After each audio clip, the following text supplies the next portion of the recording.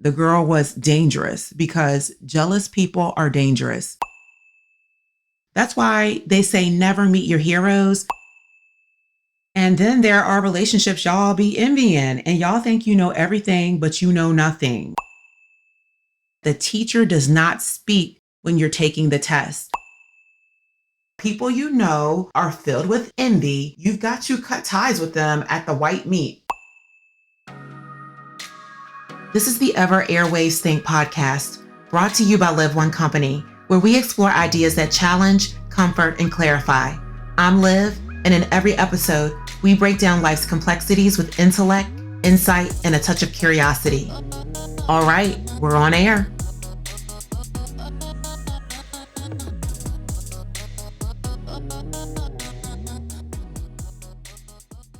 First and foremost, shout out to the one and only God. Over 15 countries tuned in to season 2 of Ever Airwaves Think podcast. And then the span of this podcast on all streaming channels from Apple, Spotify, iHeart, Amazon Music, Audible, YouTube. I am so psyched. God never ceases to amaze me. I am so very, very grateful for you. Come on, queens. Y'all are here from all over the world, from the US, South Africa, Switzerland, Russia, Canada, Japan, UK, Romania, France, Bermuda, Netherlands, Spain, Trinidad and Tobago. Big up to the Caribbean island queens. Ooh, ooh, ooh. Australia, Italy. Okay, so now we're just waiting for the continent of South America to step into the building. Let's go. That's the only continent I'm waiting for, I think. Your access is granted, baby. Let's go. Tune in. Come on, South America, stand up. For real, y'all. Thank you so much. May you be blessed in a special way for just tuning in and loving the show. I am so appreciative, so grateful, and I'm here to inspire and motivate women to be, to have, and to live your best lives.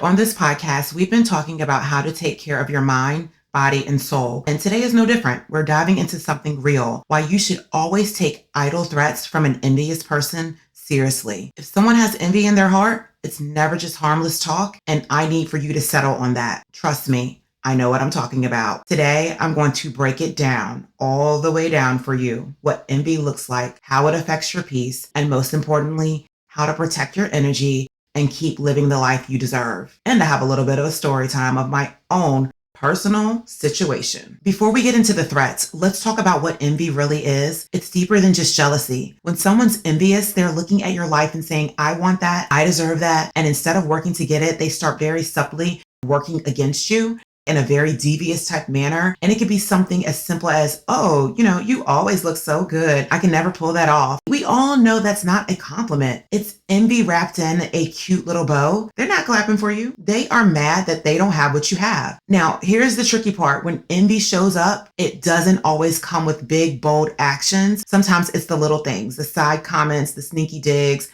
the backhanded compliments. We're familiar with that, right? And at first, it might seem harmless, but trust and believe, if you keep letting it slide, that energy will start to affect your peace. Let me tell you about a time I was a sophomore in college. Yes, another college story. Everything went down in college, right? But anyway, I had a roommate from hell. I was hoping that my roommate from my freshman year would be my roommate again for my sophomore year, but my good roommate too, she ended up moving off campus, got her own place with her bestie. So I was really upset and disappointed about that because she was hands down the best roommate I could ever have had. And we were both from 2 different tracts of the world. We were absolutely nothing alike, but got along so well. And she was the best.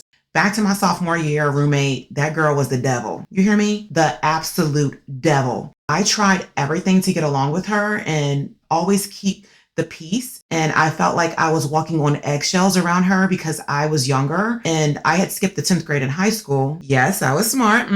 Get into it. But anyway, I went to college early, a whole year early. So I left all my high school friends behind and everything. And it's just me again, as I shared before, I'm so independent and self-sufficient, and that's just who I am. And anyway, I had a job all throughout college, a good one at that. And I also worked a part-time job that I had worked. I had started actually the job when I was a freshman in college, and I worked about 20 to 30 hours a week. So my roommate, she always had more time in our room to herself. Well, things of mine always started to look out of place in our dorm room. I could tell she had rummaged through my pay stubs, although I had stuff pretty secure in my room. Like I could tell she had went through things. We had our own fridges. So like, the ones that are waist high, and she would go through mine and steal my food and go through my scrapbooks that I had of like pictures and stuff. And like, I could just tell like little things just was out of place and out of order because she never properly put stuff back. But I think she was doing that on purpose just to mess with me. She even unplugged our dorm room phone. Well, actually mine, and kept hers plugged in. And we did have cell phones and all that good stuff, but it was easier to call from dorm to dorm around the campus, like if you knew someone's last 4 digits of their number. So that was like the easier way than trying to remember someone's cell phone number. Anyway, at night for a few weeks, I started hearing her whispering through the night on the phone, talking about wanting to kill somebody. She wanted to kill this girl that had a baby with the man she wanted, and that she would basically do this by poisoning her with orange juice. Child, I was shook. Okay. I cannot believe what I was hearing. I was still in bed with one eye open and both ears on satellite. I could not believe the stuff she was saying. That girl was psycho. And then I remember moving around a little bit. We were in the pitch black dark at night, and she got up and walked over to my bed and was standing over me. And I had both eyes closed, and I pretended turning around on my side, basically, but still asleep. And she reached over me, and I was like squinting with my eyes because I'm like, oh my God, what is she about to do? And the only reason I could see what she was doing is because there's this campus light that kind of like beamed in my side of the window where my bed was. I thought she was about to choke me out, child. Okay. I thought she was about to put me in some type of maneuver and we was going to be fighting. Okay. We was about to have a whole showdown. But anyway, this chick ended up reaching over me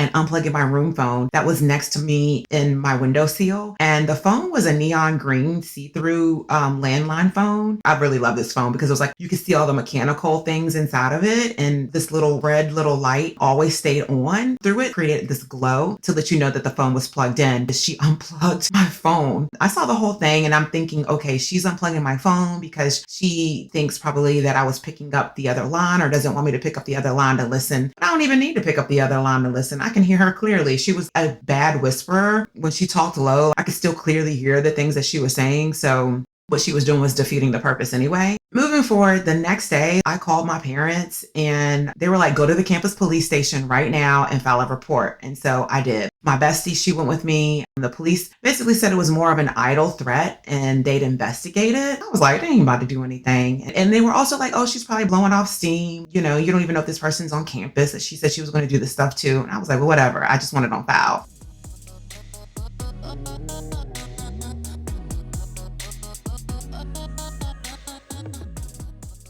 That was that. Fast forward some more. I started staying in my bestie's dorm at night sometimes. Her roommate had dropped out of school. And so my bestie had an extra bed in her room, but her room was a lot smaller. It had a corner room, and the corner rooms in the dorms are always the largest rooms in the dorms. Things started to escalate to the point that I had been quiet long enough. And one day I came back to my dorm room after a campus event at night, and this girl had a voodoo doll sitting in her window. At first, I didn't realize it was a voodoo doll at first. I walked in and I was like, what kind of doll is that? But apparently she was not expecting me back to the room anytime soon because I was switching things up. One night I was staying in my bestie's dorm room. I just didn't want her to know my schedule anymore. When I went in, my fridge was wide open. And she had taken this General Tazo's, I think that's how you say it, correct me in the comments, this orange chicken dinner that I had gotten earlier in the day and put into the fridge. I really don't eat Chinese food, but anyway, that stuff was good. So I had bought it, but I hadn't eaten it yet. And I had put it in the room. And do you know when I walked in, this girl had my fridge wide open. She had eaten all the chicken out of the container and left scraps of rice. It was weird. Also, my orange juice was open. The lid was off of it, the little screw lid that goes on the orange juice cartons. And I was like, I had never even opened it yet. This is crazy. This is the last straw. She had did enough going through my clothes and always talking slick stuff at the mouth about, oh, you got this, you got that, you got a job, you got extra money. And I'm like, girl, I work for everything, And she was like, oh, you grew up with a silver spoon in your mouth, which was not true. My parents, they did an excellent job raising us, but there was no silver spoon over here. Okay, absolutely not. I worked hard for everything. Been very independent, even worked 2 jobs in high school just because I'm weird like that. I was just really a go-getter at the time and always had this I can do anything mindset. Come to find out, she came from a very wealthy African family herself, but she had her own personal issues regarding her family and the strict household she lived in. And she also had a lot of negative things to say about African Americans in general. It was always just like this envious and jealous tone. I looked at my open fridge, my open orange juice, and my mind immediately went to like me overhearing her and remembering however long it was before where she was saying she was going to poison another girl's orange juice. And I was like, oh my gosh, this girl done poisoned my orange juice. I turned around and looked back over at her and she was sitting in her bed just staring at me. And next to her was her voodoo doll. And it was a voodoo doll because I looked at the thing a little bit closer and I was like, why does that doll like favor me? The hair, everything, and the lips. I was just like, what? And it had her scrunchies like tied around its neck and it was like tied super, super tight. And I was like, oh, heck no. Nope. So I stood on top of my bed and I was like, girl, you crazy? Something's wrong with you. I don't trust you. You a killer. And I picked up my dorm phone and dialed the last 4 digits of my bestie's number because her dorm was literally in front of ours. So it took her like 3 minutes to just run over to my dorm room. And she had already called the campus police. So they were already on the way. And I was just like, you're a psycho or whatever. And so she was yelling back all kinds of crazy stuff, kind of talking in her mother tongue. I don't know what she was doing. I was like, Lord, I rebuke any type of spells or anything she casting over there because something is off and not right with her. Campus police came. We didn't physically fight or anything. So she did get to stay on campus, but they did inform her that there was already a police report on file because of the one I had put like 2 weeks prior. And she was not happy about that. And they moved her to another dorm. And, that was kind of like the last of that. I didn't see her because we didn't have the same major. She was always on a totally different part of campus.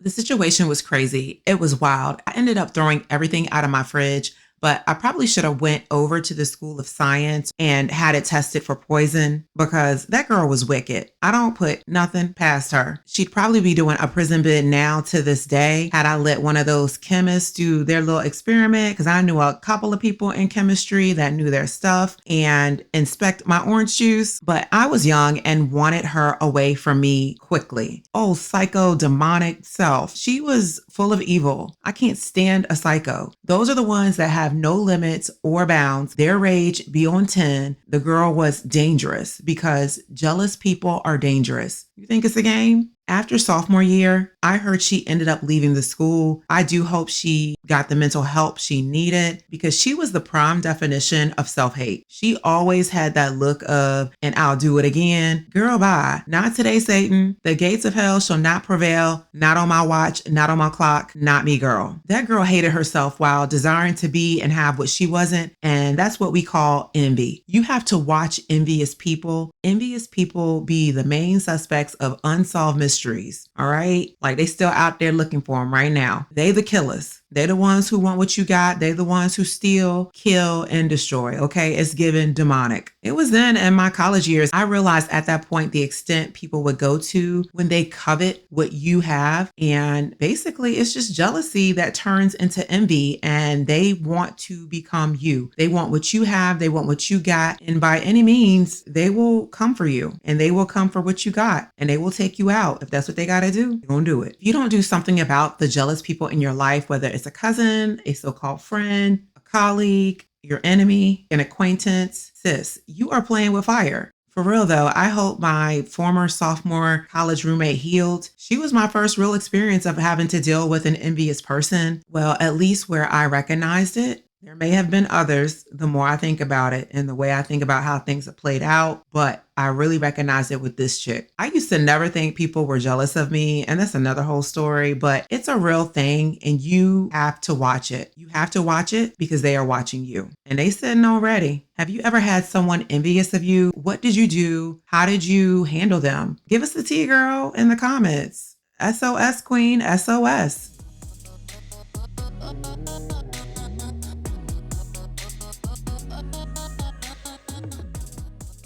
For my non-shameless plug, have you picked up my new book that just hit the shelves about 2 weeks ago? The 100 Commandments of a Black Queen by Liv, a book that instills in you audacious purpose to put on your crown and claim your queendom. It's so motivational and a badass. Bad A-Z-Z. Y'all know I'm trying to keep it cute over here, okay? A-Z-Z. It's available everywhere books are sold. My links are in the description of this episode. Big thank you to those that already have it, and a major shout out to the early reviews coming in. Clearly, all 5 stars is saying you love my book, and it's already been accepted and cataloged into the U.S. Library of Congress. Yes, let's go. If you love this podcast, you will love this book. Thank you for getting my book, and please rate and review, okay? I want to keep the steam in these retail platform algorithms, so I need your help with those rating and reviews.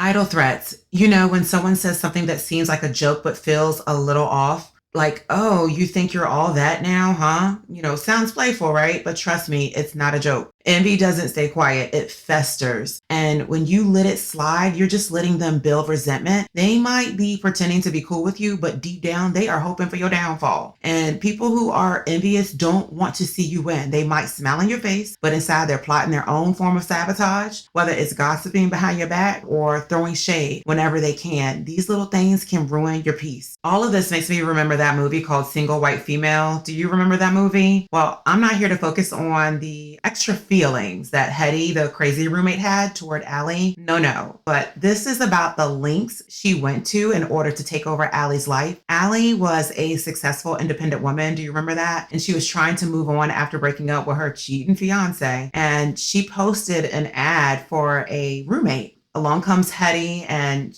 Hetty seemed real nice at first, and she was quiet, helpful, and she was trying to be a good friend. But as soon as things kind of got off, they went real off. And then Hetty starts copying Allie's style, like her clothes, her haircut, even the way she talks. And at first it seems like it's harmless admiration, but then it spirals, and this girl starts trying to live Allie's life. She becomes obsessive, manipulative, and eventually violent. And Hetty's envy for Allie's life consumes her to the point where she's willing to do anything to replace her. And that's how envious people are. They are just people that want to replace you. You may not think so, but it's true. When people want to be you and have what you have, it's like something snaps inside of them in their brains, and they just start wilding out and they want to take you out. Hetty, she did all that evil stuff to Allie because her envy made her believe she deserved what Allie had, and it all started with innocent gestures.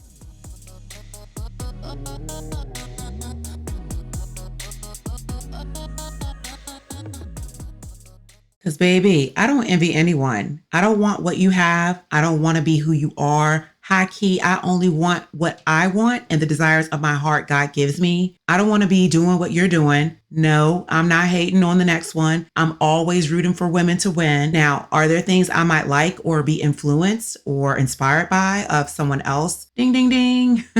But I still don't want it like they have it. So let me be the first to remind you today. No, warn you today, because warning comes before destruction. Stop envying other people. You don't know their story. You don't know their demons. You don't know their battles. You don't know their losses. You don't know their headaches. You don't know their moves, their motives. Sis, you just don't know. That's why they say never meet your heroes. Because child, some people you love today will have you hating them tomorrow when you meet them or get to know them. And that's just the way it is. Think about it. These are celebs people loved and were diehard fans and wanted to be and have everything they had until they met them. Naomi Campbell, iconic supermodel. She's broken many barriers in the fashion world, and most recently, she has been criticized for her charity mismanagement and trust issues and shifting how people view her legacy. Now, I love me some Naomi Campbell, okay? Come on with the Naomi Campbell walk, but people do say when they meet her in person, a lot of people say that she's mean, and that has changed their perspective about her. Tyra Banks, another one. She is a strong example of a celebrity whose public hero status has cracked for many. She was admired as a supermodel, TV personality, and girl boss icon, but numerous former contestants on America's Next Top Model have claimed she was controlling, unsupportive, and even biased behind the scenes. And these allegations have challenged the nurturing mentor image many had of her. Now, I love me some Tyra Banks, but I'm just stating the facts of what people are saying. Not to say that they are facts. I'm just stating what people are saying. Does that make sense? I don't know. I love me some Tyra. I love how she's an icon. I guess over time, we'll continue to see how things play out for her. And then there are relationships y'all be envying, and y'all think you know everything, but you know nothing.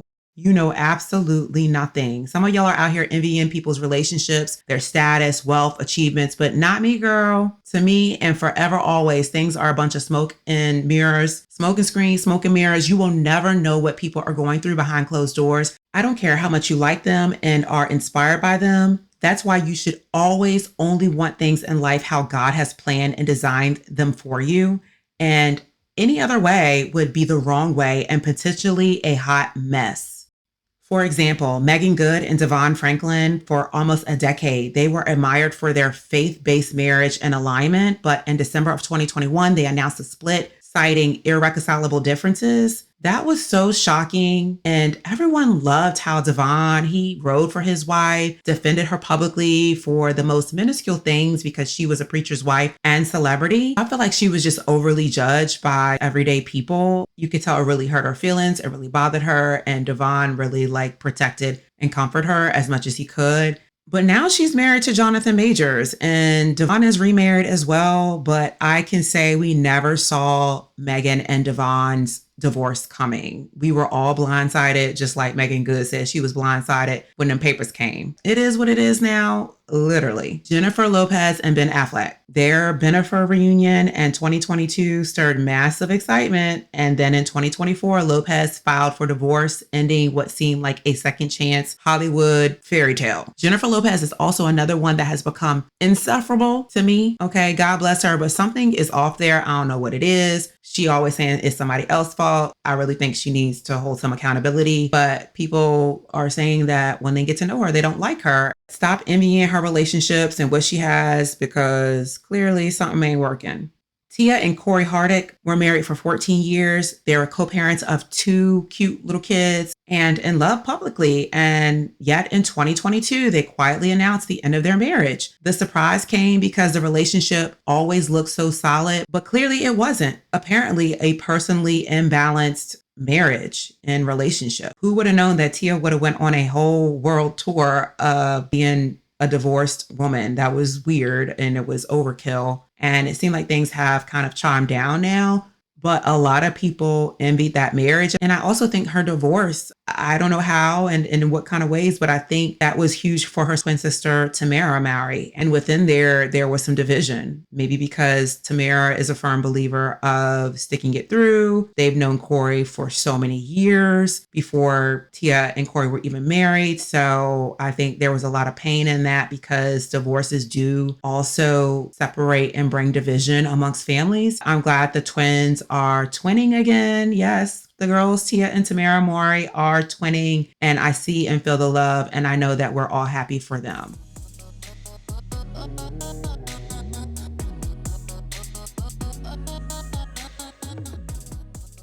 Lisa Bonet and Aquaman. Jason Momoa. Okay. We love some Jason Momoa. We love them for their free-spirited ways and their aligned energy, and they seem to have shared creative pursuits. Their relationship seemed like a modern fairy tale, Yet in 2022, they announced their separation after 5 years of marriage, and even couples who look deeply in sync may not really be. So stop envying people's marriages. Stop envying what they have. Stop envying who they are. Also, another one that comes to mind, like, baby, I can give you a whole list. We could sit here for hours, for days, because people are envying people. But what about the supermodel Chanel Iman and Sterling Shepard? The model and NFL star paired up publicly with promise, 3 years of marriage, 2 daughters, social media love posts. Then in 2021, I feel like everything was happening in the pandemic because I keep saying 2021, 2022, but their split surfaced. I'm guessing the pandemic was like trial and error. Like, you gonna really find out if you gonna ride it out with someone. People really got to know who they were married to during the pandemic. So I feel like a lot of things happened and transpired, people being locked in together. But Chanel Iman and Sterling Shepard, their split really shocked fans. Like, it was very blindsiding. You know, we looked at them for stability and like this power couple, this perfect coupling, and this beautiful couple at that. But that doesn't always reflect the reality behind closed doors. Now, shout out to Chanel, because homegirl knows how to keep a man and lock him in. Okay. She's remarried now to another NFLer, and he's a big daddy. Okay. This got her a whole defensive line teddy bear. Okay. Sack that quarterback. Sack it. And I love it.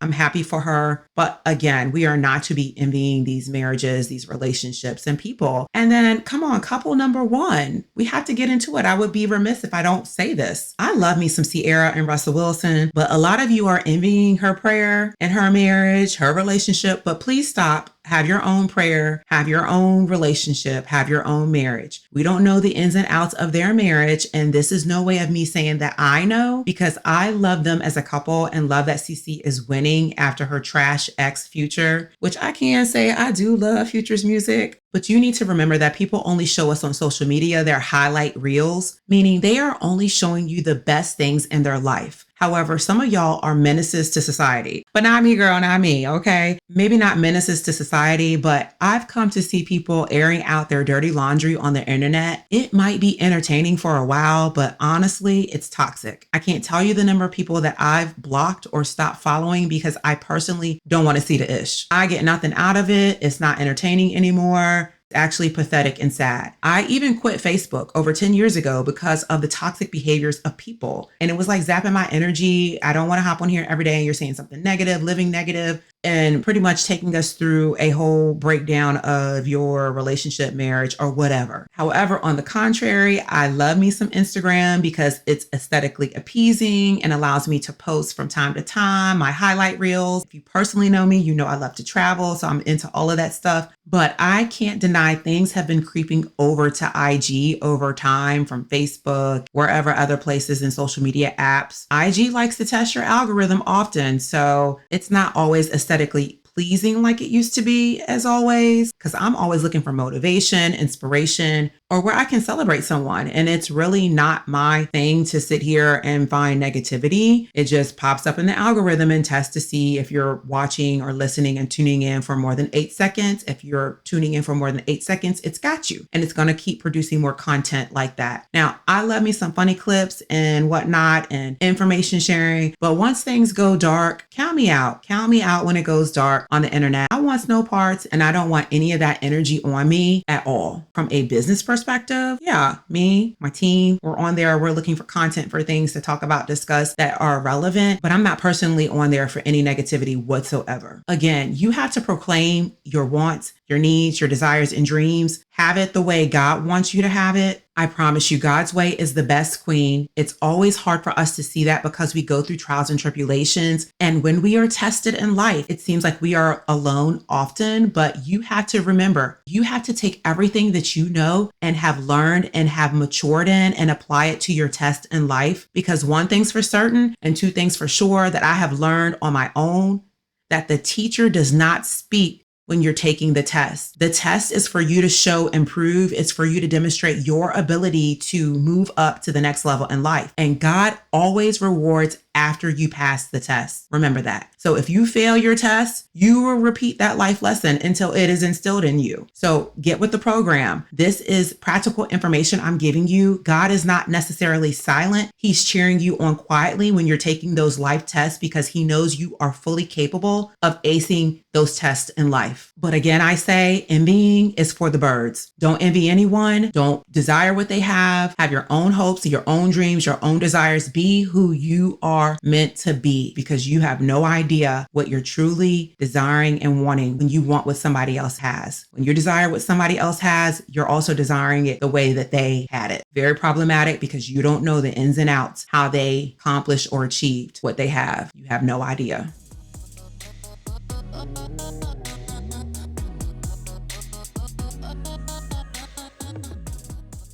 Envy is a dangerous thing, and it's not just about someone wanting what you have. It's about the resentment that builds up when they realize they can't have it. That envious person doesn't want to be like you. They want to be you, and that's a problem. Why do you think envy is one of the 7 deadly sins? Hello? It's right there with pride, greed, wrath, lust, gluttony, and sloth, right? And envy is a deadly sin because it's severe in nature. It's connected to moral transgressions that lead to damnation if not repented. So for people you know who are filled with envy, you've got to cut ties with them at the white meat, okay? Like, it's the F and F rule for me. F around and find out, okay? But since I'm saved and glorified, we'll just say M and F rule, mess around and find out. But you get what I'm saying. Idle threats from jealous people are not to be taken lightly. Remember how I told you I started switching up my schedule on my crazy deranged college roommate so she would no longer know my comings and goings? You need to do that. And the other thing is, it says to trust your intuition. We all have gut feelings about people for a reason. If someone is in your circle, if their behavior is off, you're right, it's off. And you need to take appropriate precautions to protect yourself. The bottom line is, envy isn't just harmless. Idle threats from envious people are real, and you need to take them seriously. Protect your energy, set boundaries, and always, always, always trust your gut. Your life is sacred, and you're the only one responsible for keeping it intact. Don't let anyone steal your peace or disrupt your glow.